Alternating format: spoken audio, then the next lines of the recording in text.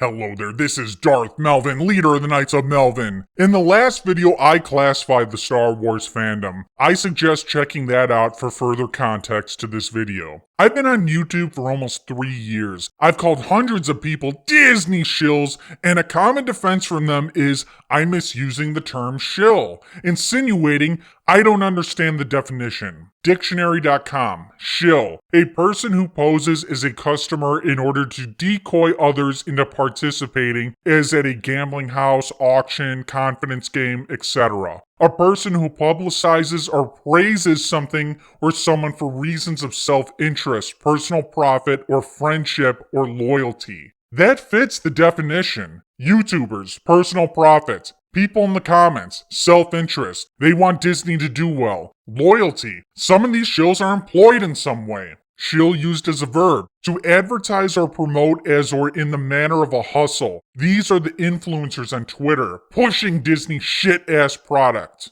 Now, I really don't think we need to discuss the definition further. YouTubers and people crying in the comments, they can be called shills. This definition applies to them, but some may not agree. They literally think you need to be employed by Disney. Okay, do you apply these literal definitions to everything in life? A lot of insults are exaggerated. If I call you a bitch, are you a female dog? Are you a malicious, unpleasant, selfish female? Maybe you're kind of weak, but are you someone's literal bitch? Most cases, not. How about if I call you a cuck? Are you really a cuck, or sort of like a cuck? Or I say you're a total simp. Do you literally simp for someone, or are you just simp-like? The point is, these words, these insults, they aren't meant to be taken 100% literal. A lot of it is open for interpretation. Again, I think the definition for shill justifies YouTubers and people whining in the comments. That is especially so if you don't take the term as literal as other common insults.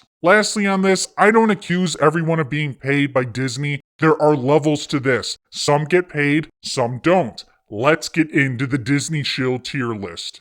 On the right, you have Knight, subscriber of the Knights of Melvin. Then you have the line of shill, which is the cutoff from shill and not a shill. In order to be on the right side of this line, you have to not accept Disney Star Wars as canon and want to hashtag avenge Star Wars. The left of that is for people that don't discard Disney as canon and don't want to avenge Star Wars. The first levels, you have the people that complain about toxicity in the fandom. They may agree Disney canon is trash, but they care more about toxicity in the fandom. Something that's completely arbitrary. These shills are what you call Disney sympathizers, which was explained in the previous video. Taking a step further, where you are legit defending Disney is a Disney defender. Most of these people will leave disclaimers in the comments about how they don't like Disney, yet here they are whining and complaining defending it. They are so triggered, they are fighting for Disney regardless if they are aware of it or not. Going further, you have the people that support some Disney. They defend it and cry about toxicity. Next, you're getting into the I love Disney group.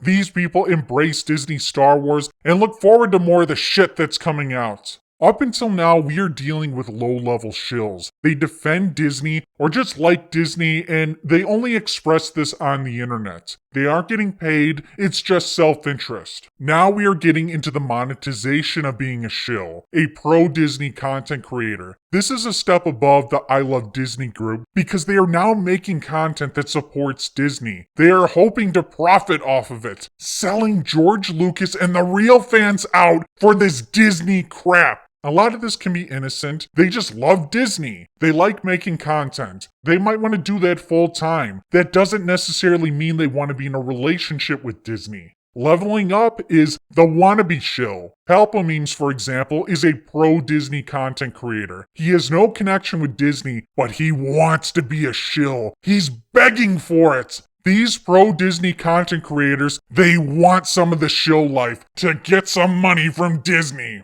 Now we're getting into another level of shills. The activist shill is someone that shills for Disney, yet they are primarily activists. They might be wannabe shills or actually do receive benefits from Disney. They are worse than someone like Palpamemes because it's beyond just pushing Disney Star Wars. You're adding activism into it, something Disney values. Next, you have the influencer. This can cover a very large and diverse group of people. The ones I see are mainly on Twitter. Some will flat out tell you they're an influencer. These people have some sort of contract with Disney to receive money or benefits for promoting their product. They are paid shills. Leah Martinez posts a bunch of seductive pictures on the internet, says some good things about Disney Star Wars, and she's at the Andor premiere. She's working with Lucasfilm. The ones that are constantly talking about Disney and how great it is, they're influencers, paid shills. They're always promoting the new thing. It's always positive with them. You can go through Twitter and pick them all out. They get early access to shit. A ton of Disney influencers went to the Shill Cruiser Hotel. They were paid with a free trip and who knows what else to say the hotel was great. Next is the Super Shill. These are basically big-time influencers who are big-time YouTubers that push Disney. The Dan O channel has over 70,000 subscribers. He admits he's an influencer. He gets early access to shit. He is one example of many.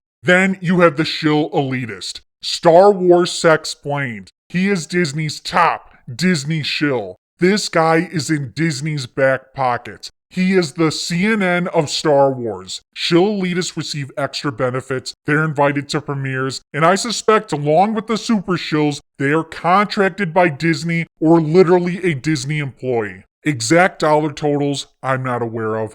Exact details with these shill contracts, I don't know, but this video is just the beginning. I want to get it all mapped out. I want to know who the shills are, what they're getting paid, and expose it to the world. Lastly, you have the Disney employee. They work at Disney. You can't be a bigger shill. You have your regular Disney employees who are 9 to 5. Typically with this level, I'm thinking Pablo Hidalgo. The guy's a fucking shill. Matt Martin. Matt Martin is old enough to know George Lucas Star Wars, yet he pushes the shit-ass Shill Cruiser Hotel. He does so because he is paid by Disney to do it. And there are many other examples of Disney employees pushing Disney shit when deep down, they probably know that Disney Star Wars sucks ass. That is the Disney shill list. You want to be on the right of the line of shill. I noticed a few content creators like to operate in the fence riding zone. They'll say some anti-Disney stuff, give them some criticism. Yeah, I'm tough. That appeals to fans to the right of the line of shill. But then they compliment Disney and keep hope alive for people. And they're careful to not take it too far. People will say negativity gets you views. Look at my target audience. I tell the fence riding zone to fuck off. Some of these shills live in the fence riding zone. A big group of people. And it is a problem in the Star Wars community. A lot of these fake fans in the fence riding zone are just stupid or ignorant. They might be able to be turned to the dark side, but not if the fence riders keep feeding them bullshit, validating their position on the shill chart. As I said from the beginning, I am tired of Disney shills. I am growing stronger in the dark side every day, but I need more knights. The dark side of the Force is a pathway to many abilities some consider to be unnatural.